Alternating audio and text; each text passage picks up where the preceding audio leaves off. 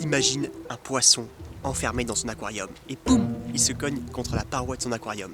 À ce moment-là, il a une prise de conscience. Il se rend compte qu'il est enfermé, encerclé par cette vitre. Et là, heureusement pour lui, sa mémoire lui fait oublier qu'il est enfermé. Mais nous, lorsqu'on a une prise de conscience, ça peut être à n'importe quel moment, elle peut même être voulue lorsqu'on se pose des questions à nous-mêmes. Eh bien, elle va nous révéler qu'on doit changer, qu'on n'est pas sur la bonne voie, que ce qui nous plaît, ce n'est pas ça. Ou peut-être qu'on n'est pas au bon endroit. La prise de conscience a deux aspects. Le premier est positif, parce qu'il va nous aider à changer, à nous mettre dans la bonne direction, vers nos ambitions, en suivant notre intuition.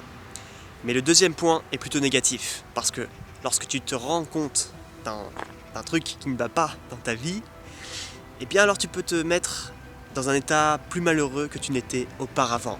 Avant tu étais dans l'ignorance, maintenant tu es en pleine conscience, et ça donne du sens, mais n'est pas forcément bon.